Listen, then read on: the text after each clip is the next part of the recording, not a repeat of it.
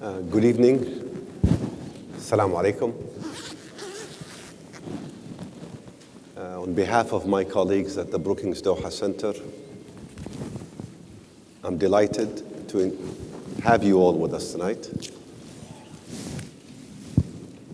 for a very important public event, we think, on a topic that is on all of our minds, a topic that you can't escape almost anywhere nowadays, whether you're on Facebook, Twitter, watching the news, reading the paper.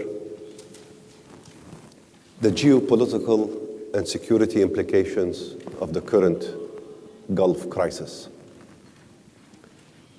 As many of you are aware, and for some of us, we cannot recall a time in the region, within the GCC at least, where a crisis engulfing the member states has been so profound, has had as deep implications, or can have the potential of shaping long-term consequences, relations, not only among states, but amongst the peoples of the GCC.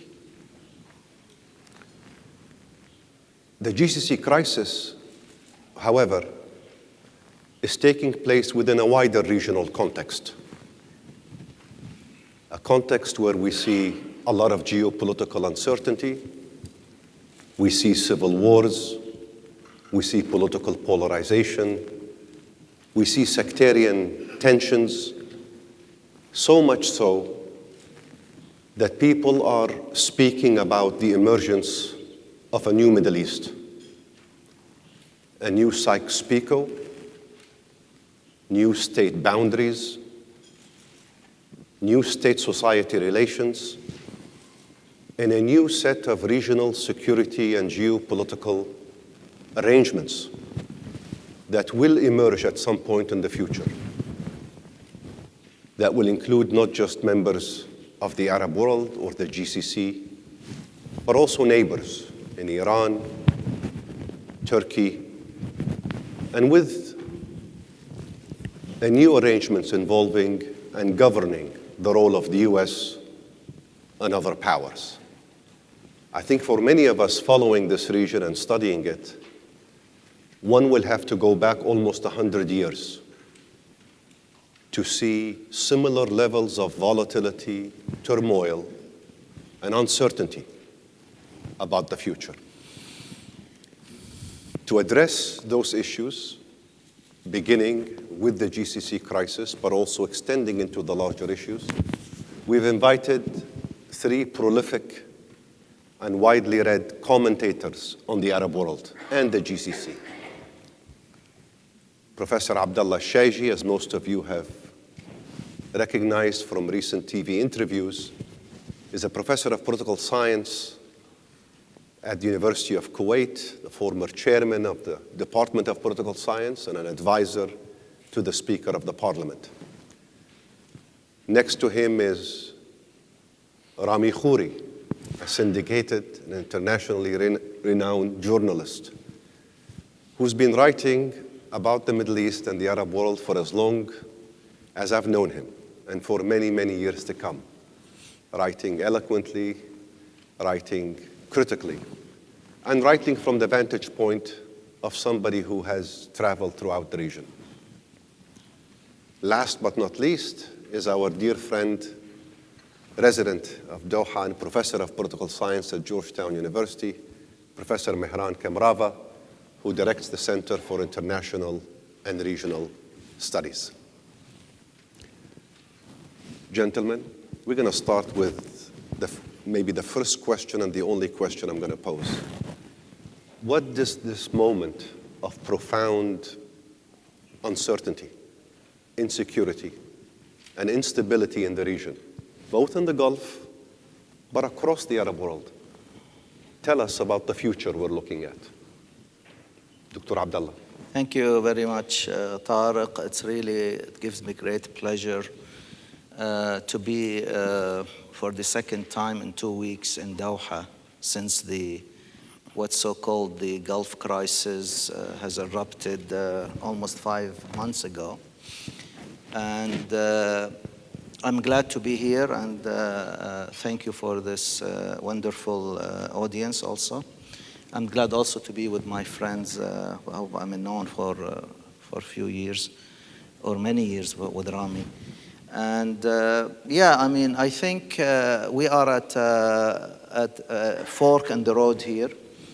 It is what we are witnessing these days, or since the Arab Spring erupted almost 6 years ago, is a major shift in Arab politics, the decaying of the Sykes-Picot, the emergence of a new order, if you will, or disorder at this stage, the culmination of the creative chaos that everybody blames it on Condoleezza Rice, but I sat down and I talked with Rob Satloff, who is the owner of this idea and the director of the WINEP, Washington Institute for Near East Policy.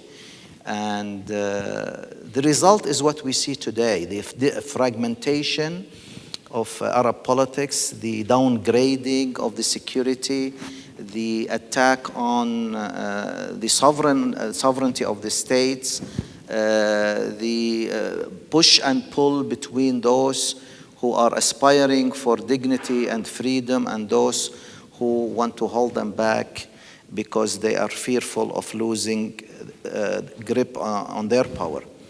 So the end result is that after 100 years of Sykes-Picot, and these days, next Thursday will be the 100th anniversary, the centenary of Balfour Declaration, and for all practical purposes, Theresa May is inviting Bibi Netanyahu to celebrate. Instead of apologizing for the heinous crime the British committed in Palestine, they are bragging about it and inviting Bibi Netanyahu to attend the 100th anniversary of Balfour Declaration.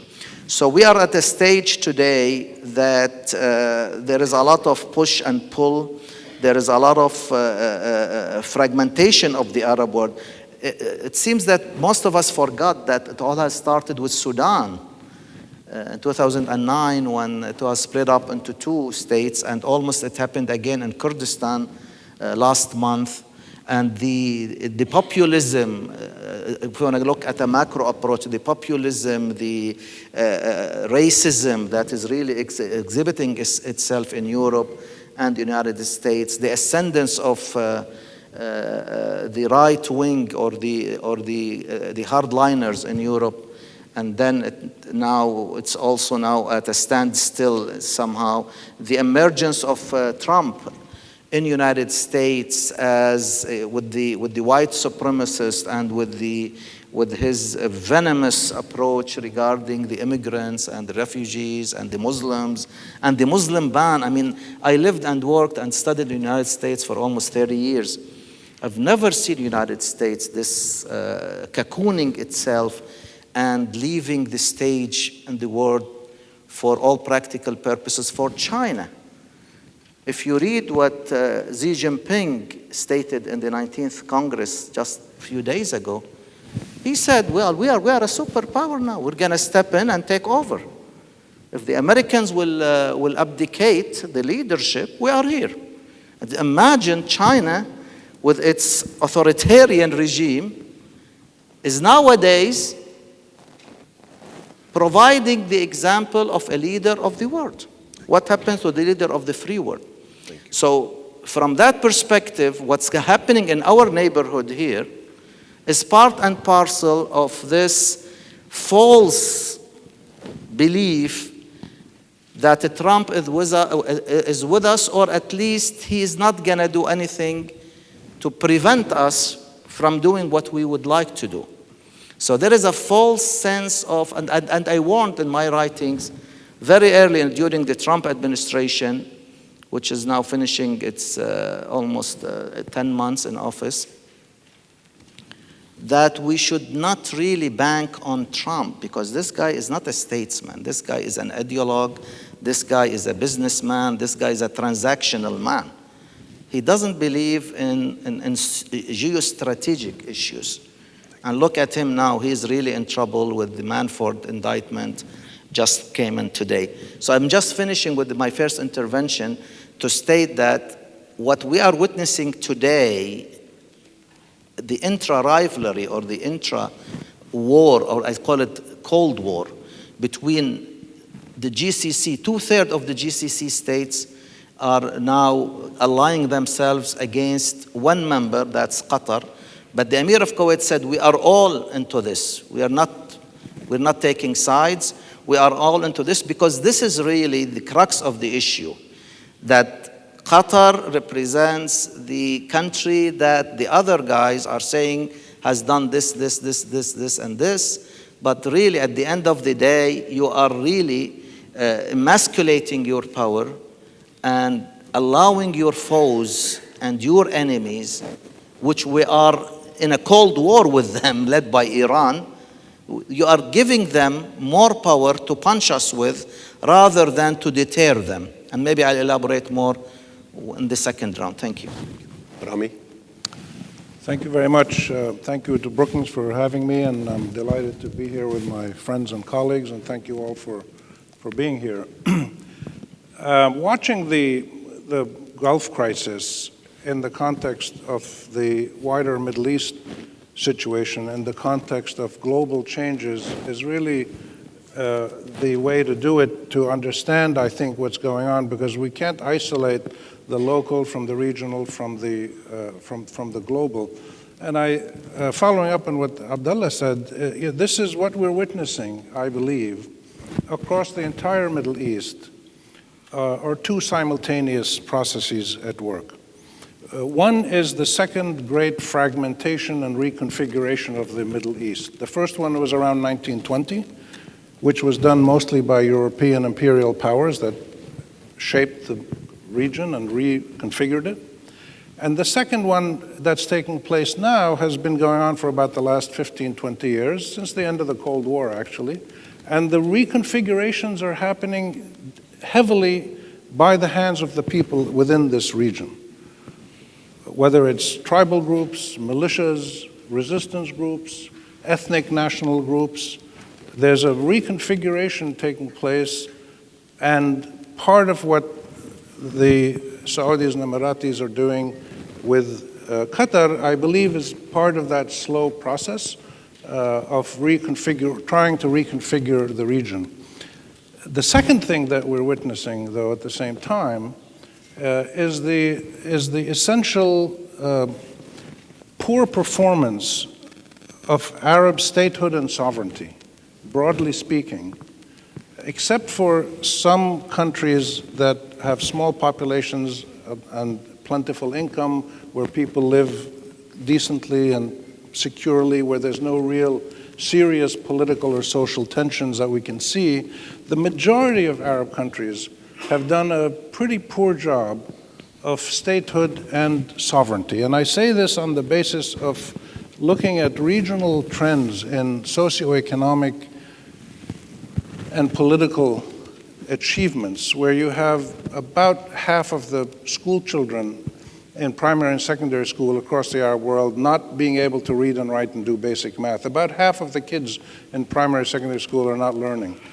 20 to 22 million kids are out of school who should be in school across the Arab world. Labor informality rates are around 60%. In some countries, they go up to 70%. There's a massive crisis of pauperization, marginalization, and polarization in the populations of the Arab world, where about half of the 400 million Arabs are living very precariously on the edge. They can barely meet their monthly needs. So there's a deep crisis within the region, which was manifested in the Arab uprisings 7 years ago. That was one of the big signs that there was deep structural distortion and massive human dissatisfaction across our region, and it was the only way people could express it other than by migrating or joining a militant group if they wanted to. But this massive uprising of 2010, 2011, which is still going on in many areas, was the most dramatic sign we've had of the deep and wide discontent among, I would say, around 200 million Arabs.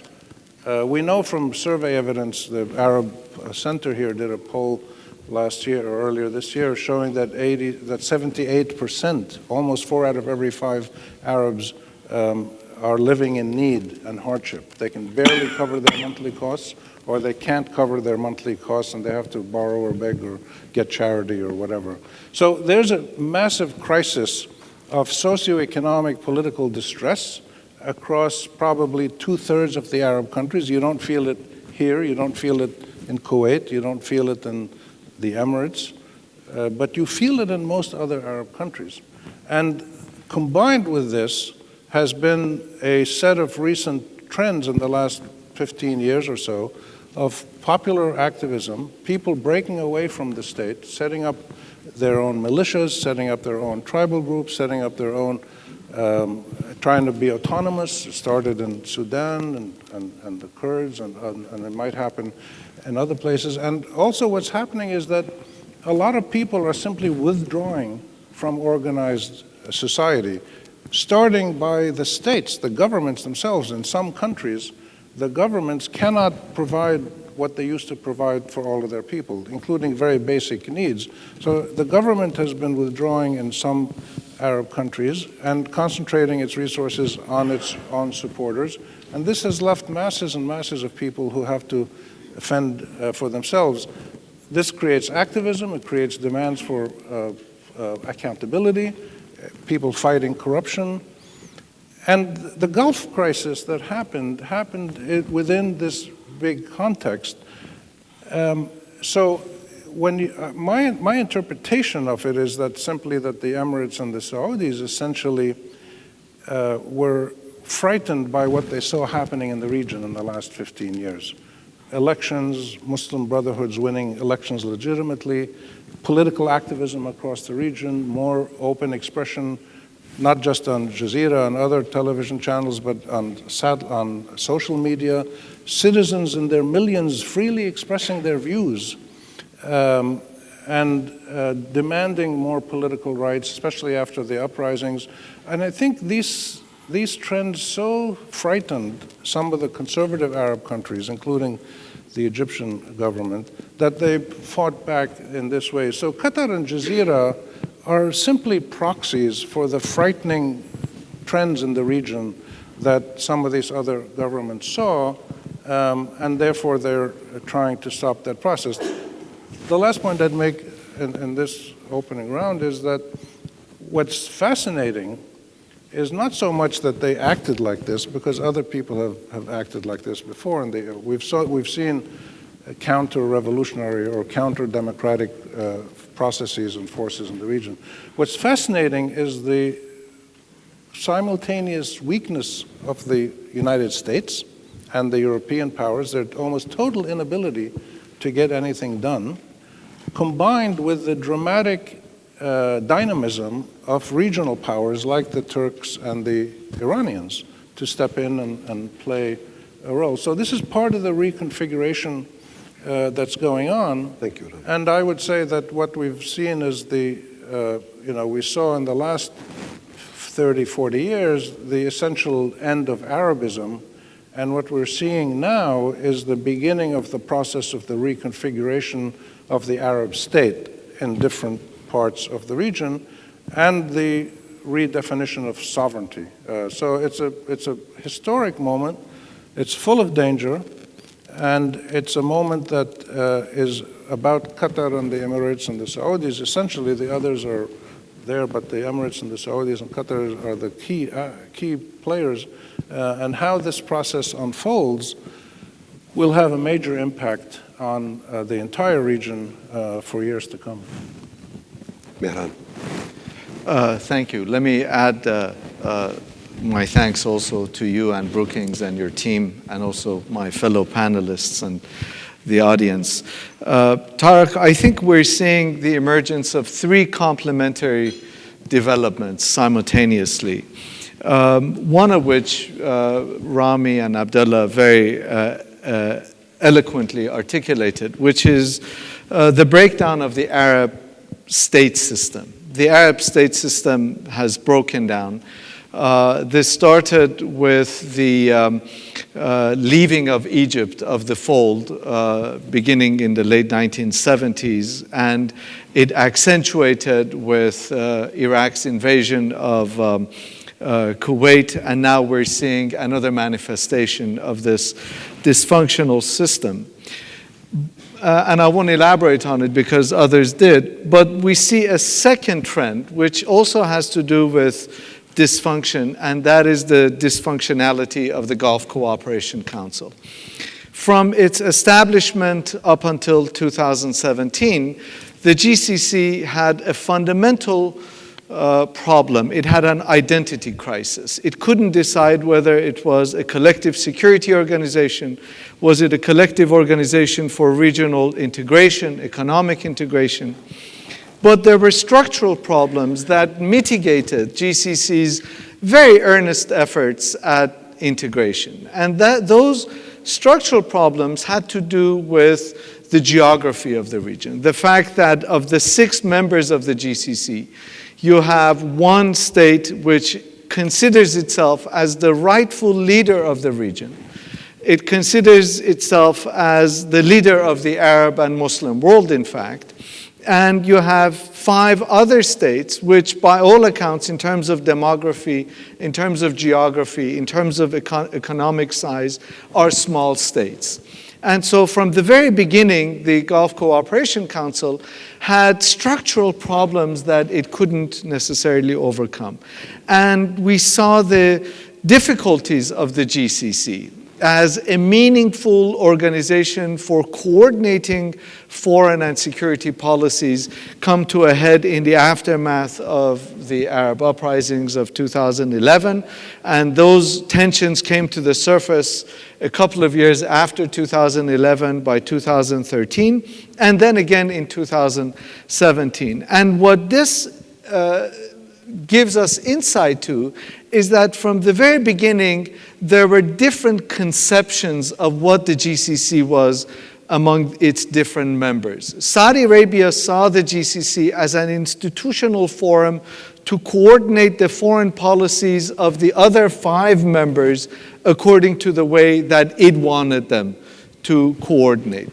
Whereas others, Qatar, UAE, Bahrain, Kuwait, and Oman, saw the GCC as a forum whereby they could enhance their own strength by alliance with Saudi Arabia, although they would retain their own independence. So what we are seeing is the dysfunctionality of the GCC having come to a head as an institution, as a collective organization. And 5 years from now, even if there is such a thing as GCC, it will be even more meaningless of an institution than it has been up until now. It'll be a forum probably for summitry. It'll be a forum for drinking lots of sweet tea and showcasing beautiful buildings, but very little substantive policy coordination will most likely come out of it if the organization were to survive. Related to this is a third development, and that is the emergence of a new regional hierarchy of power in the Middle East, within which the countries of the Gulf Cooperation Council play an important role. What we are seeing currently is the emergence of a pyramid-like hierarchical order in the Middle East, in which the tip of the pyramid is occupied by 4 regional powers. Those 4 regional powers include Israel and Saudi Arabia on the one side, Iran and Turkey on the other side. I will come back to this tip, but at the second range, we see a number of countries that might be called regional secondary powers or regional middle powers. Those include, ironically, countries that were once in leadership positions of the Middle East, countries like Egypt, for example. But we also have United Arab Emirates, we have countries like Algeria, Morocco, Tunisia, and Jordan. And these are countries that either by virtue of their resources or by choice, for example, Algeria, have decided to take a back seat in regional affairs. And then last, we have a series of broken states, a series of failed or failing states or incredibly weak states in which the regional great powers, sometimes on their own and sometimes in alliance with the secondary powers, try to use to enhance their own influence. Countries like Libya, in which the UAE is incredibly active right now in collaboration with Egypt. Syria, in which Turkey and Iran and Saudi Arabia are incredibly involved in. Yemen, in which Saudi Arabia is involved in. So we have this pyramid, hierarchical pyramid that has emerged, in which the GCC really does not play a meaningful role, but we see the emergence of Iran and Turkey on the one side and Israel and Saudi Arabia on another side as the dominant powers. Thank you, Mehran. This is a lot of material even for me, and I've been trying to take notes. Dr. Abdallah, based on the three opening remarks, which I think were rather rich with content and made things quite complicated for us all as we You're going to make it more complicated. You're going to make it more complicated? Great. Two questions, I guess, for you. One, based on what we've heard, is the GCC as a project fatally wounded? And if so, what is likely to emerge in light of this geopolitical fluidity we've talked about to replace it? What is the new regional order going to look like? And maybe a second question related to this is something you've talked about a lot recently, which is the Arab project, in contrast to the Turkish project or the Iranian project. Yeah. Is there still an Arab project left? Yes. I mean, you hit the nail on the head. Let me be frank with you, Dr. Tariq, and tell you that I have changed all the paper that I prepared to deliver with the new context that you're talking about, the macro approach and the project, and is the GCC fatally wounded, or is there a hope out of this, the ashes, the phoenix will rise? Let me just add to the excellent introductions by my colleagues to muddy the water a bit. The dysfunctionality of not only the Arab world, it really now is impacting the GCC. The lack of Arab project. I mean, when King Salman came to power 2.5 years ago, I was all in awe that, and when he started the Yemen Asifat al-Hazm, the Operation Decisive Storm, and then followed it up by the largest military exercise in the Arab and Muslim world history, Asifat al-Shamal, 40 countries, and then he established the Islamic NATO. I was really beyond myself and start writing about an Arab project led by the GCC, building on a few years back that King Abdullah of Saudi Arabia in 2011 was arguing for it's time now for the GCC to evolve from the cooperation state to the union. Imagine, to Gulf Union, which means what? Which means that we have to have muscle. We don't have muscle in the GCC. For the last 36 years and counting, the GCC has really failed the test of a security alliance. It was formed out of necessity to balance, in a balancing act, the huge disorder that we witnessed from the Russians invading Afghanistan, to the Iranian Revolution, to the Iran-Iraq War, to Jayman al-Ataibi taking over the Mecca, the Haram al-Makki in 1979 pilgrimage season, to the Camp David Accord, to killing and assassinating Anwar Sadat. So the GCC was a response to all these mayhem and disorder in the region. It was formed as a security umbrella or organization, as a collective body to help these states navigate in a rough water and neighborhood. We even had the guts, led by Kuwait, to turn down President Carter when he came up with the Carter Doctrine, threatening the Russians. The Gulf is off limit to you guys. It's a national interest of the United States, and we're willing to use power. So we need a rapid deployment forces base. And everybody said no, because it was the culmination of the Cold War. Now everybody is asking the Americans, come, gonna give you a free base. So this shift is a clear indication of the weakness of the Arab state, of the fragmentation that I talked about, and that has reflected itself on the weakness, of structurally weak GCC. So then we went along to just tinker with economic and investment and one GCC market, and now we're talking about, I don't know if it will take place, the value-added tax that's supposed to be put to practice take place starting January 1st.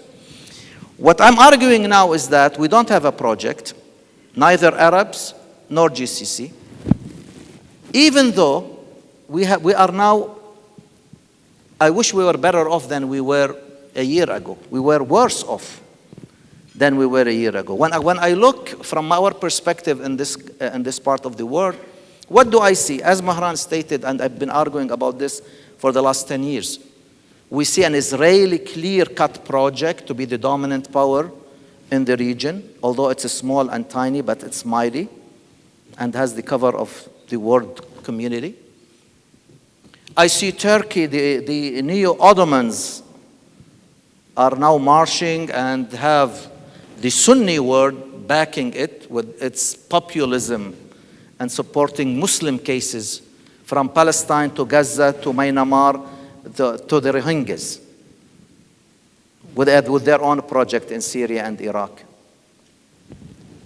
We see Iran, the formidable foe, that is winning by points against us. And I've been talking about a Cold War status between us and Iran. Iran is winning in every battlefield, by proxy war, by soft power, by hard power.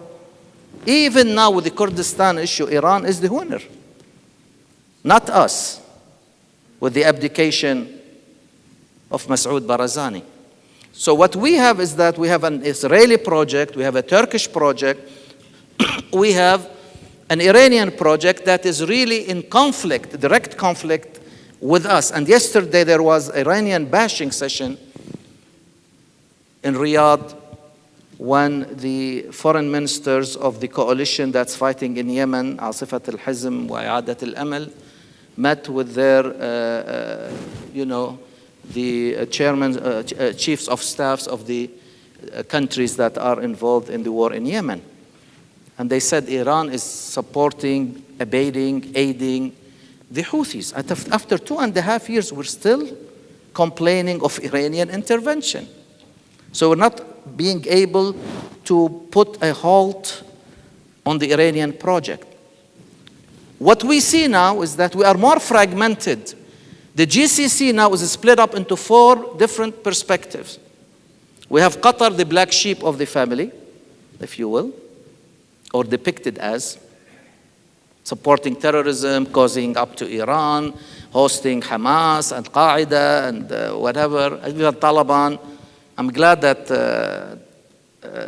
Sheikh Tamim told the Americans to their face yesterday. They asked us to host Taliban. We didn't ask Taliban to come. So we have the other three countries that are ganging up on Qatar because of claims that Qatar did not abide by what it signed in 2013 and 2014 and negated and the 13 demands and the 6 principles. We have Kuwait that's mediating, and we have Oman that is, I don't know, it's just oscillating in the neighborhood. So we are 6 countries, and we have 4 views. This doesn't sound or look good at all. And this is an invitation for the other 3 projects to advance on our expense. And we are shooting ourselves on the foot.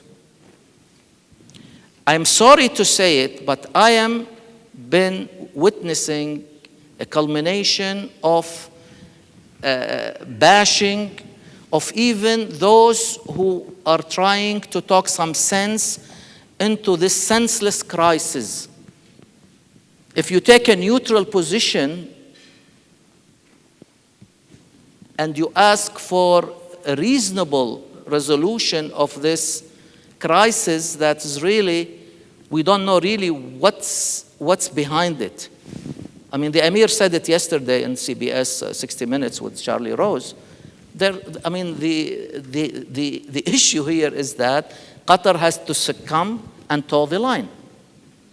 Small states, it seems, and Kuwait was one of them, when we played a major role and we punched over our belt. Qatar is doing it, and UAE is doing it. But if it conflicts with another so-called project in the making by larger countries, then you are doomed to be demonized. Thank you, Doctor. So Qatar, I'm just closing.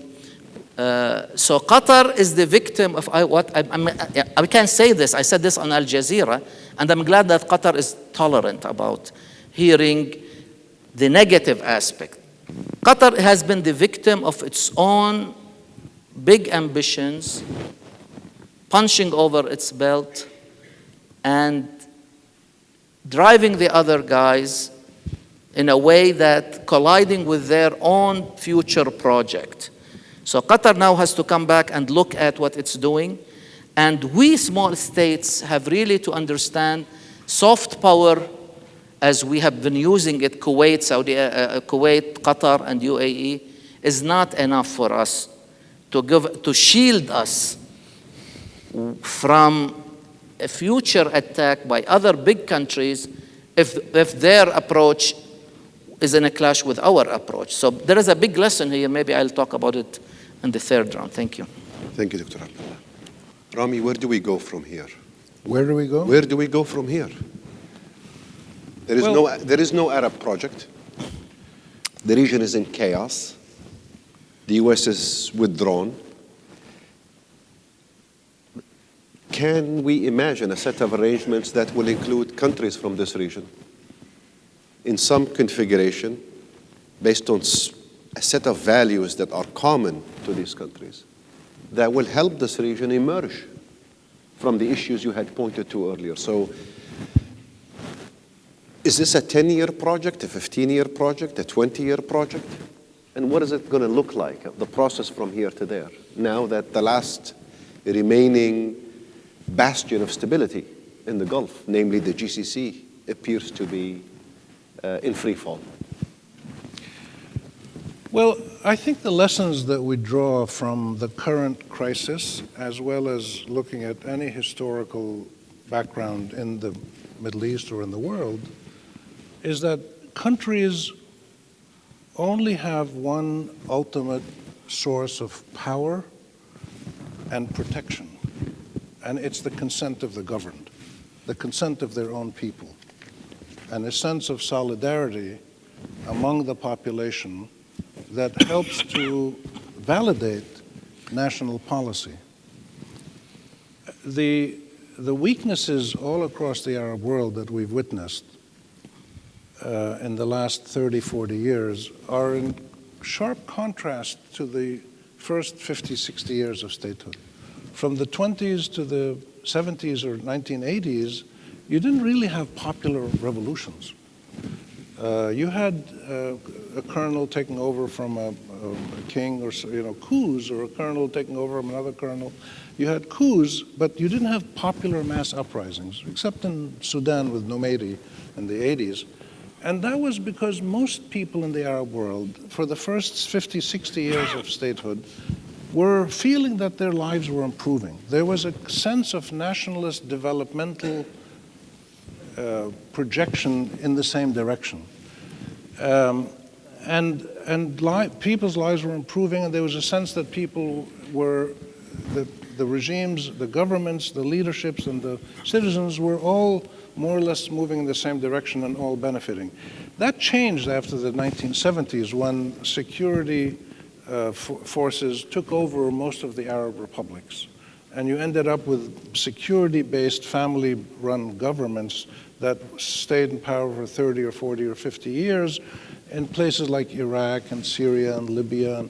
And that's what drove the Arab world down into the ditches of failure, because security men and women can do good things if they protect their country, but they're not trained or competent to manage entire countries, and we've seen the consequences.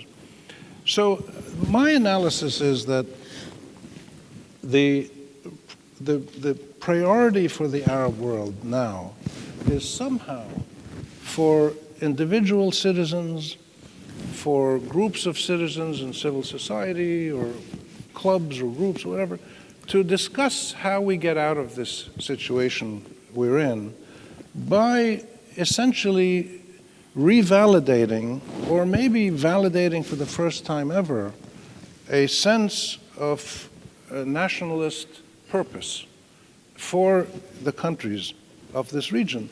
The irony of this crisis is that this is happening in Qatar. As a defensive, reflexive measure, there's been a huge outpouring of support in Qatar, and we'll see if that develops. I hope it does, because Qatar now has a massive opportunity to be a country in the forefront of slow, sensible political evolution and development in a way that has never been seen. Kuwait did it for many years with its media, with its parliament, but then it kind of paused some time, probably after the invasion of Iraq, understandably. So the consent of the governed strikes me as the missing but critical element in any movement towards stability. And once you have a country where leaderships in the government and popular forces are working together, they will then tend to have better relations with their neighbors. One of the most devastating moments that I've felt in my adult life was about 2 weeks ago, when the Iranians, the Turks, and the Russians were meeting to discuss how they were going to deploy their troops inside Syria. Not on the borders of Syria, not over the horizon, inside Syria. Turkey, Iran, and Russia. With the Americans' consent. And the Americans were kind of behind the scenes. And this was an extraordinary moment, showing us the total fracture of the concept of Arab sovereignty Yes. And statehood. That's not easy to overcome. And we're going to pass through a difficult moment where countries like Yemen, Libya, Iraq, Syria, maybe others, Somalia, Lebanon, who knows, other countries might feel similar pressures. You may not have these countries falling apart, but they may be severely decentralized, so the concept of nationhood loses its meaning in favor of local and regional confederation. And if that's what the people want, if that's what brings them stability and dignity and identity and peace and human development, well then, so be it. But they need to make that choice. The consent of the governed has to be the operative principle. And the danger now, I'll stop with this, the danger now is that this crisis in the Gulf has accelerated one of the most frightening and negative trends in recent years in the region, which is the hegemonic control of media, public space in the Arab world by some wealthy Arab countries and some poor ones, but also who are anti-free expression, trying to shut down the opportunities for people just to express themselves, just to say what they want and what they like and what they don't like. It's increasingly difficult, and I know this as a journalist, it's increasingly difficult in the Arab world to find outlets for free expression.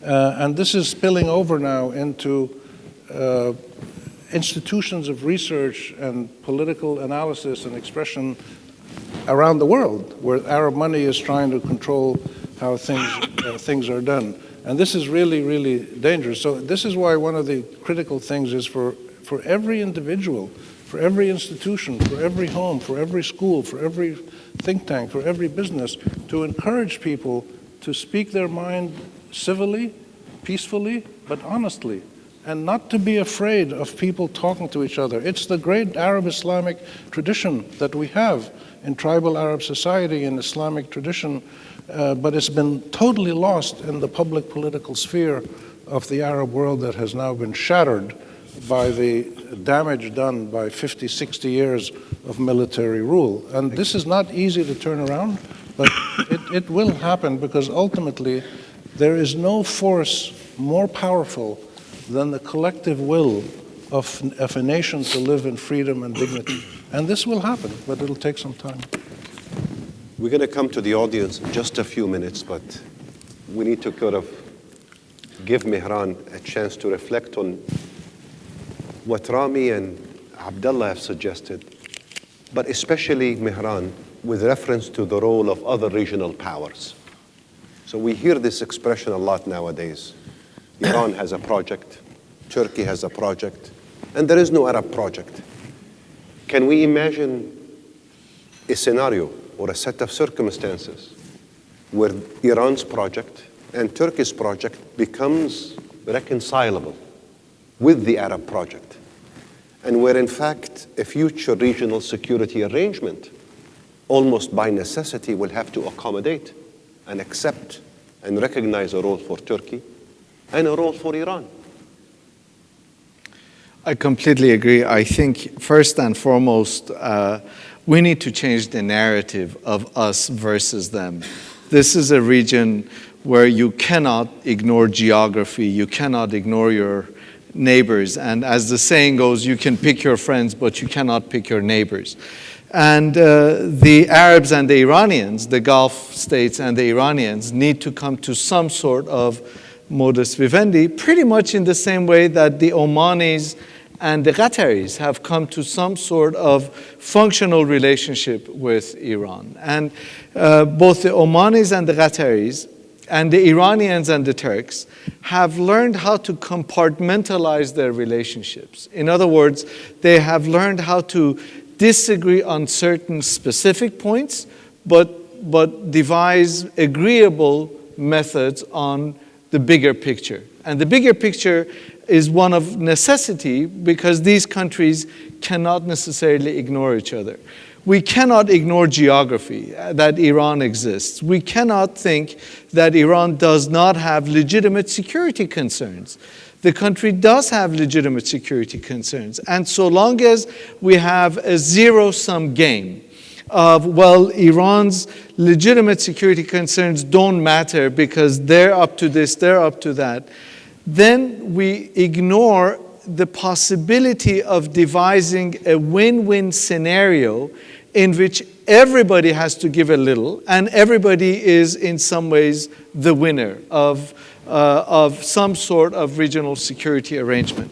So I think so long as our own perspective is warped, ignores realities of geography, ignores realities of history, then I think we begin to get into this us versus them mentality, which doesn't begin to see that countries like Iran or Turkey or Qatar or Saudi Arabia have legitimate concerns that need to be addressed.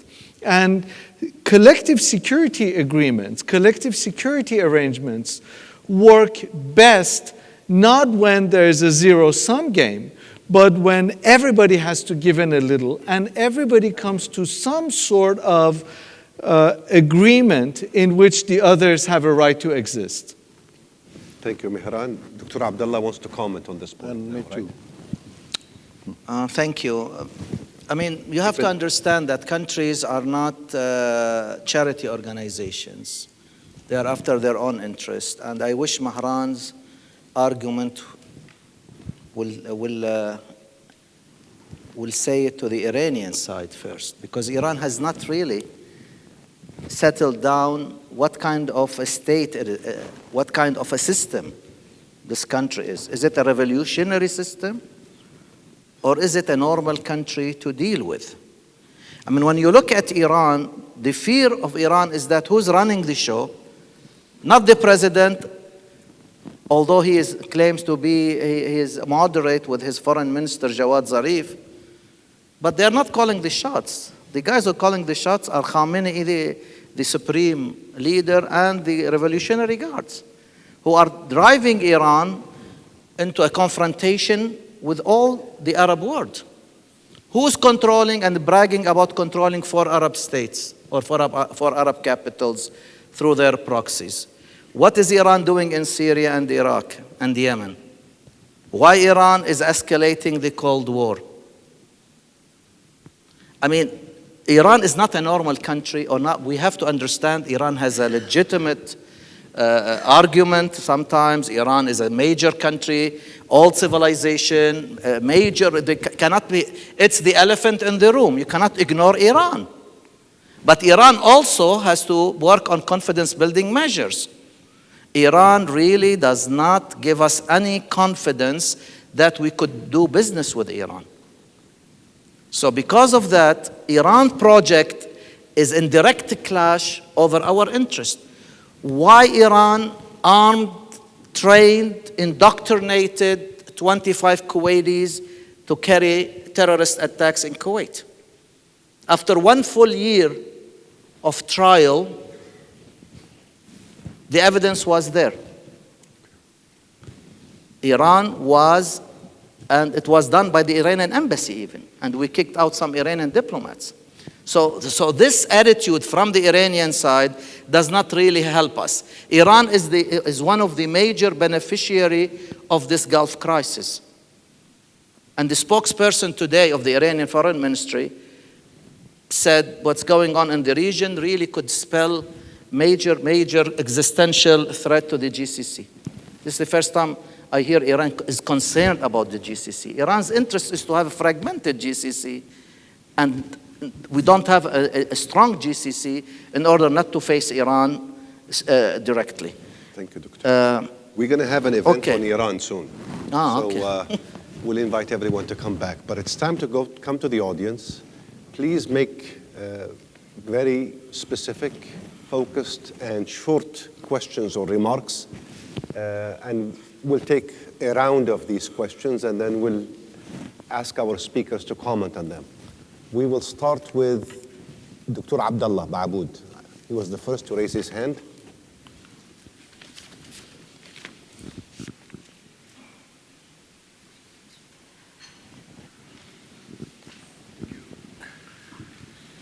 Yeah, thank you. I have a comment and a question, a small comment, and that is about the GCC and the crisis. What is the GCC? The GCC is a sub-regional, regional integration project, and it's based on, it's a rule-based organization. So you have certain rules and regulations and treaties, etc., that makes the GCC. Okay, one of those rules and regulations and treaties is the common market. What does the common market say? Common market says free flow of goods, people, and capital. And of course, there is a custom union, there is also security arrangement, there is a security neighborhood or security organization that the GCC has created, where you don't have to fear the invasion from your own neighbor. Now, with this crisis, basically, it went against all the treaties that have been signed. And the GCC charter calls for any decision to go to the charter, to the Supreme Council. The Supreme Council is made of the heads of states. And there, the charter says that for substantial reasons, for substantial issues, it has to be decided with the common, all the 6 of them have to decide unanimously. But if it's not, if it's for less substantive reason, procedural issues, then it has to be decided by simple majority. Now the question after this crisis, Gulf crisis, what is left of the GCC if you cannot respect the rules that you have made and the charter that you have made and the treaties that you have made? What is left of the GCC? That's one simple question. The other simple question is, what is next? The GCC is almost dead. So are we going to see different regional organization, sub-regional organization that could include perhaps Iran, Turkey, and other people? Thank you, Dr. Abdallah. If you allow me another question? No, because Okay. we have to finish. Can you hand the mic to Dr. Ahmed? Dr. Abdallah, right next to you, Dr. Ahmed. Dr. Tariq, I have a very simplistic question. How could have this thing been missed? I'm puzzled as a layman, right? I know nothing about political science. How could we have missed all the signs leading to this conflict? There's a gentleman in the back there. Yes. Yes, sir. Can you get the mic, please?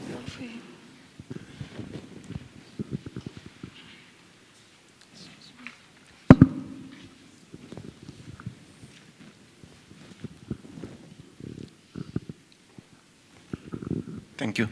I have a question regarding the social impact of the crisis. The crisis will definitely have an important impact on political and economic aspects in the future. What about the social impact? How do you expect population to react on both sides of our border? Do you believe that the relationship between Qataris and blockade countries' population will get back to what it was before the crisis? This is a question. Thank you. Mehran, do you want to take up any of those questions? Just very quickly, I'll answer the last question. I think the trust is broken, and I think the trust that once underlied the relationship between these brotherly countries or sisterly countries, that trust, I think, has been broken, and it will take a very long time for it to be reestablished. That the bond, that implicit bond of trust between Qatar, Saudi Arabia, Qatar, and the UAE has been broken. And so you ask a very good question about the social consequences. I think moving forward, we'll see a much more normal, if you will, interest-driven, realist relationship between these countries rather than one based on bonds of heritage, bonds of kinship, bonds of common historical experiences. What about domestically? Are there any consequences? Domestically? Yes. Consequences politically? Social, political? Well, yes, there are very quickly 3 very interesting consequences that are happening in Qatar as a result of this crisis. First, I think Qatar is becoming more like other Middle Eastern countries in terms of the relationship between the state and society. Before the crisis, what was interesting about Qatar wasn't what you saw, but what you didn't see, which was larger-than-life pictures of the ruler, in this case, the emir. And now we're seeing these larger-than-life pictures of the emir that are not necessarily a result of popular expressions of patriotism, which was the case early on in the crisis. But we see a certain amount of municipality organization in putting up pictures. So in some ways, Qatar is becoming like other Middle Eastern countries with this kind of larger-than-life images of the leader. A second related development, very quickly, has to do with labor reform, which the state has very cleverly used this crisis to push through a number of labor reforms that had been stuck up until this stage because of the large-scale opposition of the business community. And third, I think an interesting development to watch is the determined effort on the part of Qatar to address its food security through domestic agricultural production at the expense of food scarcity. So I think that's a development, again, a third development to watch. We see in all the supermarkets quite proudly Qatari agricultural products being showcased. What does this mean for water? 90% of water consumption globally is for agricultural products. Only 10% is for human consumption. And this doesn't bode well in terms of long-term water security. Thank you. So maybe to you, Dr. Abdullah and Rami, there are two questions that came that I think are linked. How could we have missed this crisis? And related to it, which is I think what Dr. Abdullah was driving at, was what is left of the GCC? Can one imagine any scenarios under which, in fact, this crisis can be not only de-escalated but resolved? I have noticed today the role of the US in this whole crisis has not really been emphasized. Is the US irrelevant in all of this? Or as you, Rami, pointed a few weeks ago, unless the US steps in and commits fully to resolving this crisis has the potential to last for a very long time to come. So I guess I'm coming to both of you to react and to speak about the US. Well, just quickly to build on Mahran's excellent intervention, the social issue is one of the very drastic handicaps that this crisis has really exposed. I mean, for the life of us, we have never dreamt that it's going to come down to the people to people. When the decision was made to blockade Qatar, and by the way, I don't call it siege because siege is only through the landline, through the border line, because Qatar has only one. I mean, Qatar is a victim of geography also, as the blessing of geography with its the largest gas fields in the world. The social issue has really dealt a major blow to family relationship, to people in the GCC, and this could be really a lasting scar that could not really go away easily, even if they patch up down the road a couple of months from now or more, but it will linger on. The social issue is really very, very devastating. The other point about the social issue that I've noticed on my two visits, one-day visits each, this is the second one, is the crisis has galvanized the people in Qatar. And the Emir, the huge reception that he received after he came back from his visit to the United Nations was, as Mahran eloquently put it, Qatar has now behaving like other Arab countries. This is unheard of. Even during the National Day, you don't have masses of people, citizens lining up the Corniche, welcoming their Emir. So it may be, as Emir Tamim said it yesterday, it made Qatar is stronger and the government more in sync with its own people. And this is remarkable for a small country like Qatar, which I think the next step should be to call for elections and to call for more involvement by the people, because now the country has been really on the same page with its ruler, and this is phenomenal. I mean, the crisis has really, as I stated in one of my tweets this morning, has really showed us very strange phenomena that we never thought we would really witness. The issue of what's left of the GCC and how could we have missed this? First of all, I'm not calling for doom and gloom about the GCC. GCC has really witnessed major challenges and crises led by the Kuwaiti, the Iraqi invasion and occupation of Kuwait, and we came out stronger after that, although we didn't live up to balance of power. This is the problem that we have. We don't have balance of power or balance of terror with our neighbors. There is a lack of indigenous balance of power. Because of that, this region is witnessing every 10 years a major war. Because Iran is much powerful than us, Saddam Hussein was much more powerful than us. Plus, they run the show without any constraints and checks and balances. So even if they fail, as Saddam Hussein did, or even as the Khomeini did, after 5 years, after he kicked out the Iraqi forces, he kept fighting. Why? And nobody asked Khomeini, why did you keep fighting the Iraqis after you kicked them out? Because he's one-man show. Both of them were one-man show. So because of that, we have a problem security-wise.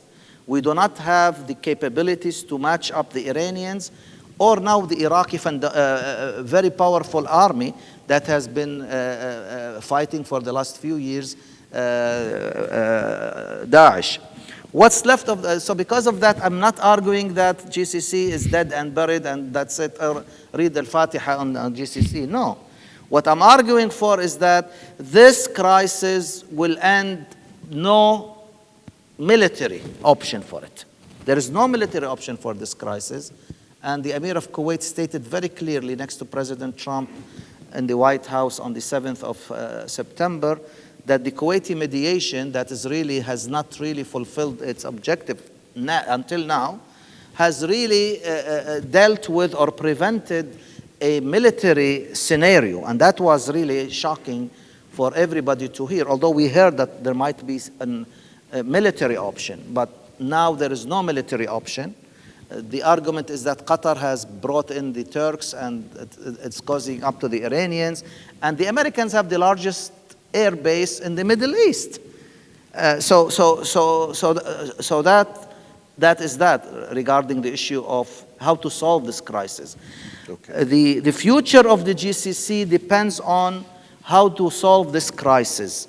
This crisis will be solved. Yesterday, the foreign minister of Bahrain, in a very strange tweet, argued that we should freeze the Qatari membership on the GCC. And today, the king of Bahrain built up on that by arguing we're not going to go to the GCC summit that was supposed to be held in Kuwait in December if Qatar will attend, because Qatar has really to come back to its senses. So Qatar is not acting in a sensible way. So how did we miss this? Everybody was shocked. Even Emir of Kuwait and Emir of Qatar stated clearly that everybody was taken aback and were surprised. But the issue here is it's a wake-up call to all small states not to think bigger than their role and to act according to their role and means.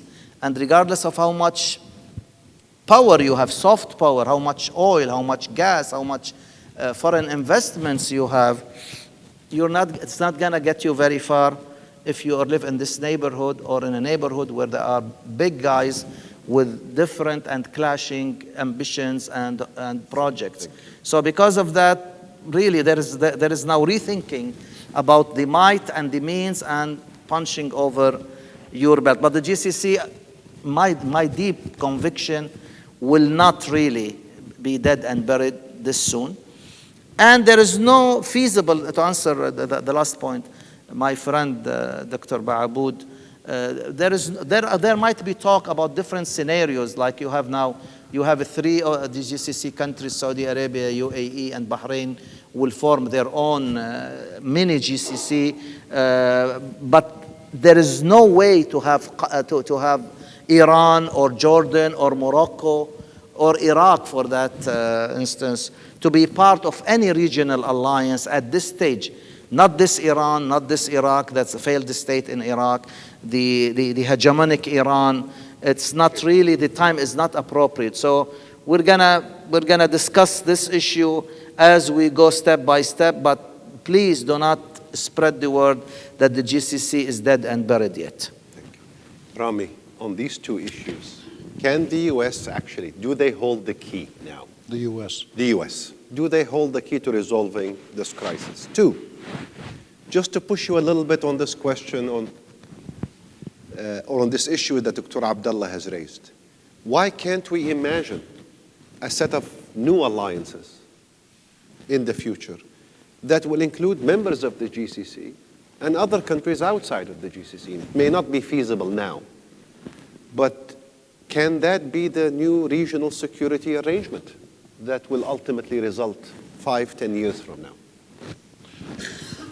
You know, I think to answer or to talk about these issues requires us always to go back to the foundation of governance, of power, of identity, of sovereignty, of territoriality, of nationalism, of regional Arab sentiment, of Islamic and pan-Islamic sentiments.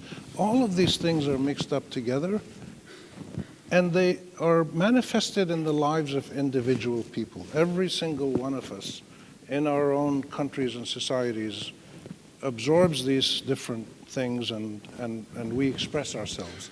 If we're fortunate to live in a free country, we express them freely, we analyze them. If we don't live in a free country, we're limited to what we can say publicly, so we say it privately or online. And I think the answer really lies in the relationship between citizens and their leaderships in these kinds of decisions. So the GCC strikes me, I've watched it from the beginning, but it strikes me as yet another well-intended regional decision by individual leaders who did not consult their people when they made these decisions. They basically consulted themselves with the best of purposes: self-protection, common good, integration, prosperity. The aims were very noble. Security. But the mechanisms were not, and they were largely defensive, as Abdullah has said, to various external threats. But at no point in the Arab League, in the GCC, in the Maghreb Arab Union, in all the bilateral attempts that were made. I lived in Jordan for many years. I'm a Jordanian national. And Jordan tried to have close semi-confederal relations with Syria at one point, at another point with Iraq, at another point with the Palestinians. And none of them worked. None of them worked because at no point were the ordinary citizens asked about how would they like to have relations with their neighbors. Even though the intention was always positive, because unity and coordination and confederal relations, open borders would promote trade, would generate income, jobs, etc. But in the final analysis, what we need to look at, and this is where the question of the social lingering impact of this crisis comes in. The GCC is not a functioning institution. It never really was beyond the minimum level of coordination on some technical issues. But as a political institution, it was like all of the other Arab attempts at unity and coordination. It didn't work very well.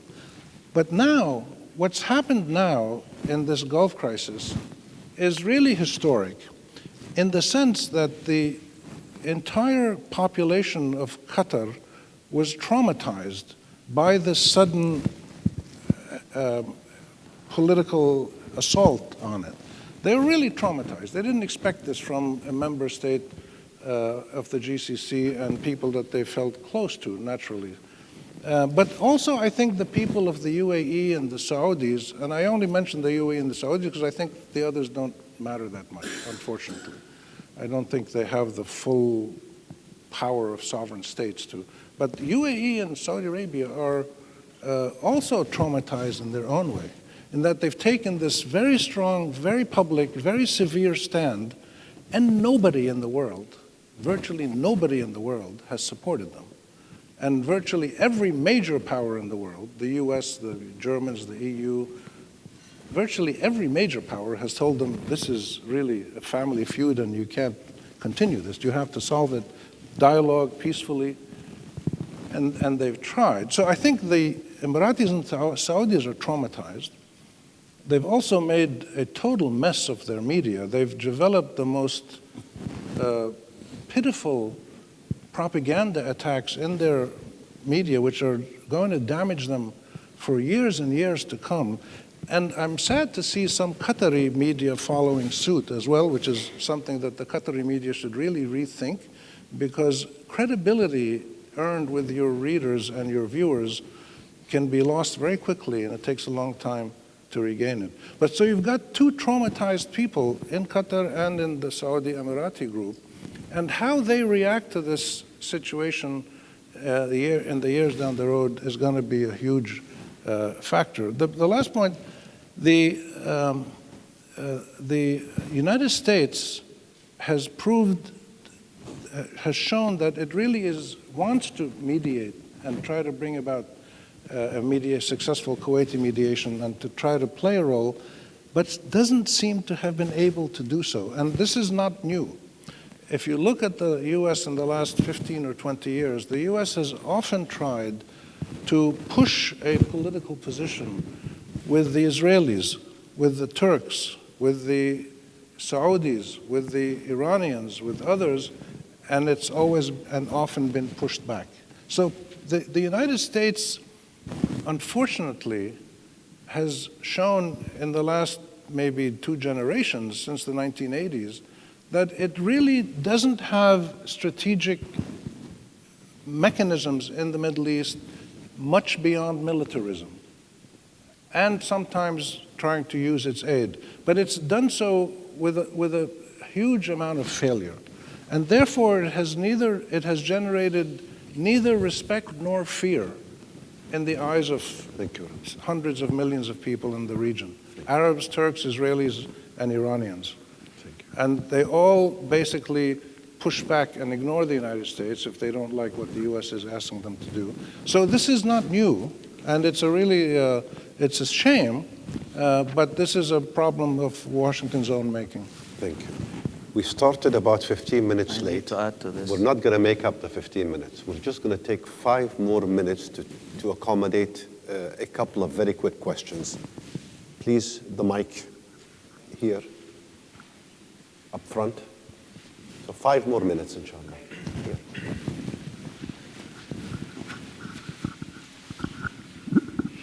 Sir. One thought that I will take away from this session, and is very disturbing, is that these small nations have no right to exist or have no right to think big. That's what I get the impression from Professor Abdullah. That means Qatar should not think big. It's made a big mistake of bidding for FIFA 2022. Bahrain has no future.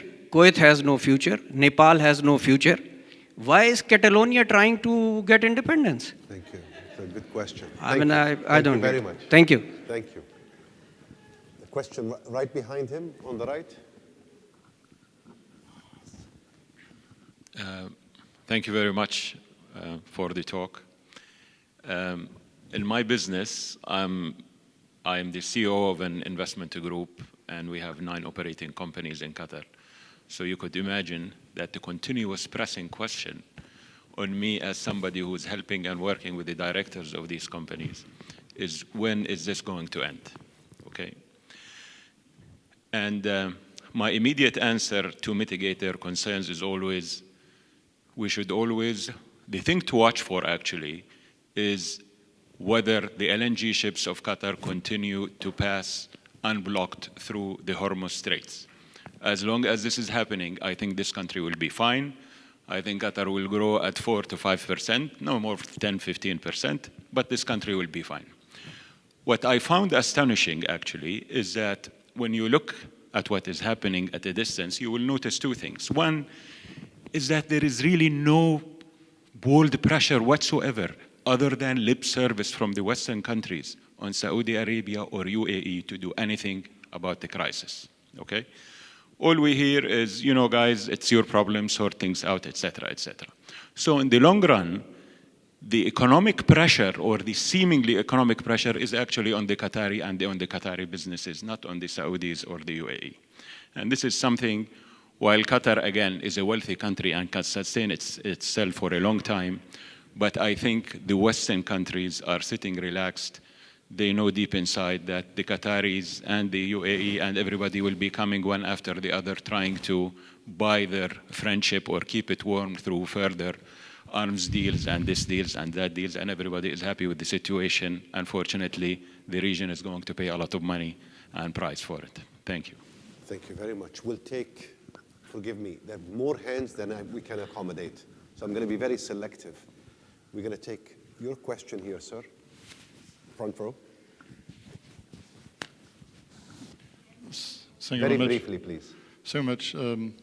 Let's assume you have the new security situation making Israel, the Saudis, the Emiratis, the Egyptians. Let us assume the Palestinians buy themselves in, as you see now with Hamas and the pillow. And let's assume this is what we see over the next years. How can Qatar buy itself into such a process? Thank you. Thank you. And final question to His Excellency. Well, I hope when the Foreign Minister of Bahrain talked about GCC, he's not talking about Georgia Community College. Thank you very much for this in-depth discussion, but I expected the distinguished experts here to touch upon like the 13 demands by the Saudi Arabia, Emirates, and others, and the accusation that Qatar is supporting terrorism and financing terrorists. All of us in this room realize that Al-Qaeda and Daesh is not a Qatari made. Thank you. Thank you, Your Excellency. I'll come to you now for both selecting what you want to respond to, including the last question and the remark prior to that, and making some very brief closing remarks. And we'll start with you, Mehran. Thank you. Very quickly, I can answer the last question and one of the earlier questions. Thank you, Excellency, for the question of the 13 demands and the question that do small states have a right to engage in foreign policy or independent foreign policy? First of all, nobody takes the 13 demands seriously. They were designed to be not met. And then we saw that the quartet reduced the 13 demands to 6 principles. And my understanding is that Qatar said didn't agree to those 6 principles because that would have been an admission of admission of guilt that Qatar sponsored terrorism. Related to this is this. It's not necessarily a question that small states don't have a right to exist or that Qatar, for example, was sponsoring terrorism. Small states have to survive in a rough world. And the way they survive is either they bandwagon, in other words, they subcontract their foreign policy and their security policy to a bigger patron in the same way that Bahrain has done, for example, or they hedge their bets. They maintain relationship with multiple, oftentimes very opposing sides. So, for example, Qatar has maintained relations with Iran, but it also houses a US base. It has maintained relations with Hamas, but also has maintained relations with Palestine National Authority, and so on and so forth. And this very complicated, complex foreign policy is often A, difficult to understand by people who see the world in shades of black and white or us versus them, and B, is incredibly difficult to accept by governments like Saudi Arabia that say it's my way or the highway. And it's these countries like Qatar, Oman, that have maintained their own independence, but at the same time have been able to pursue foreign policies in a way that they perceive fit their own national interests. Thank you. I have two points and maybe answering the questions from the gentleman.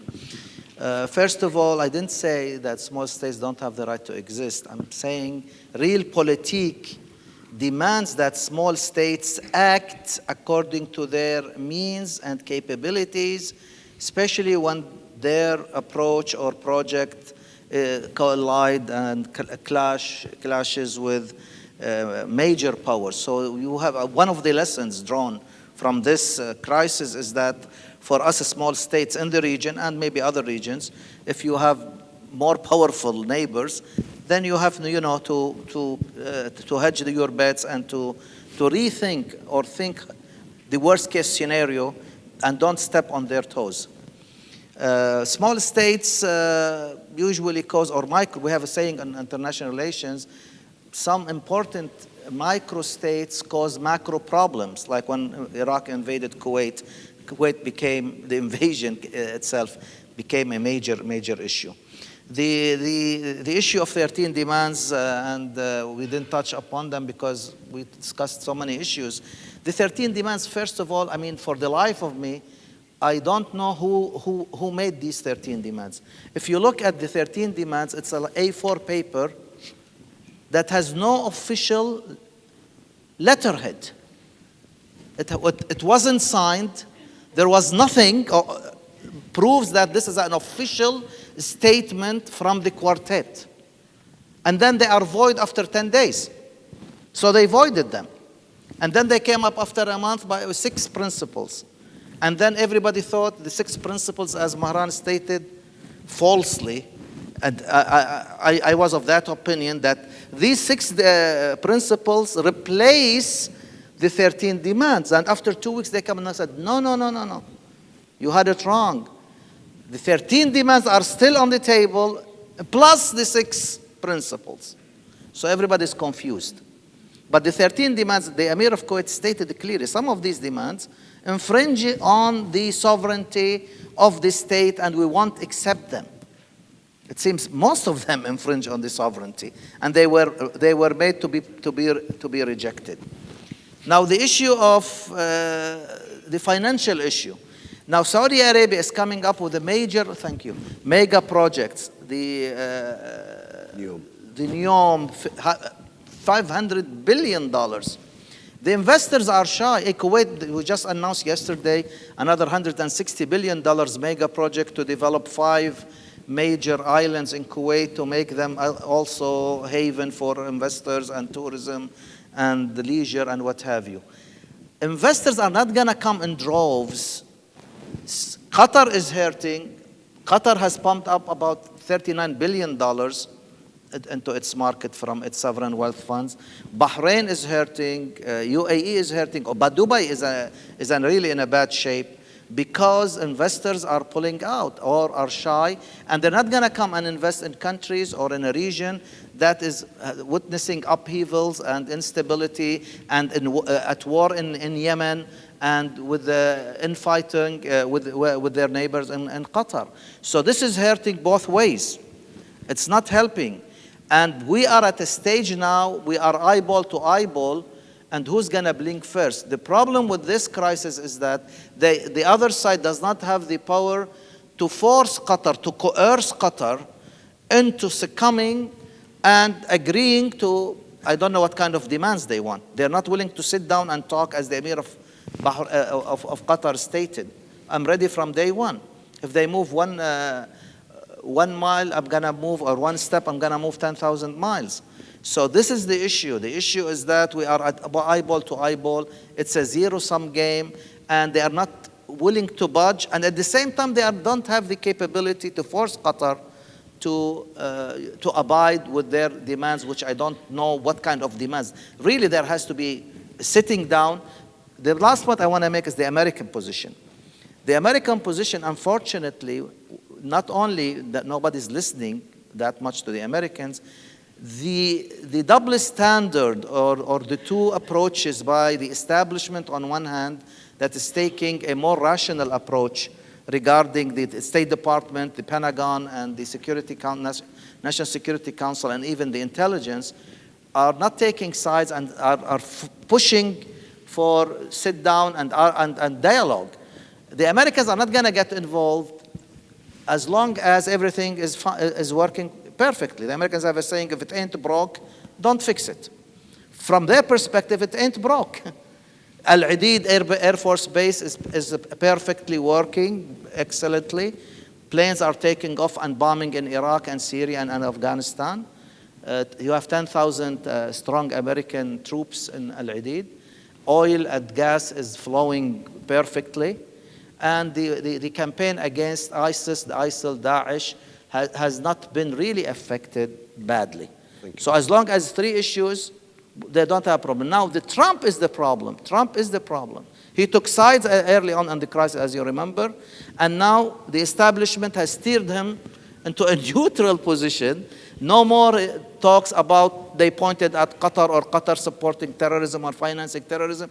They told them Qatar is one of the countries that is playing a major role in combating terrorism and funding terrorism.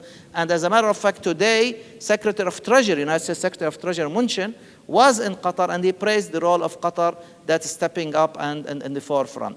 So the American position, unfortunately, has not helped the Kuwaiti mediation, and Tillerson is looked upon by the other side, by the quartet, as ineffectual Secretary of State, that maybe his days are numbered in the State Department.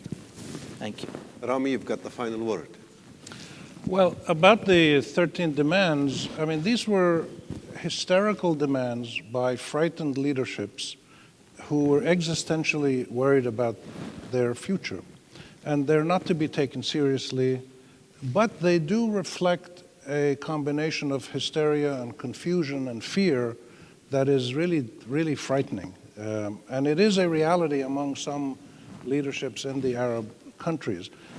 The way they've behaved in pressuring and threatening Qatar and talking down to it and with disdain reflects, I think, a very important element which the Saudis, to be fair to them, signaled about 3-4 years ago. Several Saudi sort of semi-official spokespeople who spoke globally in the name of the Saudis started saying 3-4 years ago that the Saudis were going to take charge of their own destiny, that the region was changing. The Americans were getting close to Iran. They were pivoting to Asia. Democracy was breaking out. Activism, elections, Muslim Brothers, all these things were happening, uprisings. And the Saudis started saying, we're going to protect ourselves. We're not going to depend on the US anymore like we used to. So to be fair to them, what we're seeing in Qatar is a manifestation of this sort of get tough attitude to show that, you know, I've got muscles and I can use them. So they've done that. They've shown that they can be tough. They've also shown that they can be incompetent at statesmanship. They have no idea what they're doing, and they're not getting anywhere. And the entire world virtually tells them that what you're doing is wrong and stop it. So this is where the key role for a mediator comes in, to find that middle ground that allows the Saudis and the Emiratis to relax, to feel that they've raised some issues that maybe have some legitimacy, and therefore all the members of the GCC who deal with Islamists, who deal with Iran, should all together subscribe to the 6 points, which are very, very reasonable points.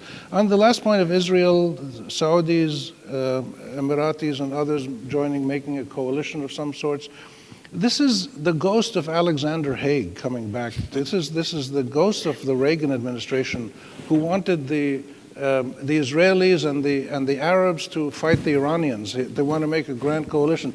This is a sign of the continued imperial mindset of Western powers who play with us like toys.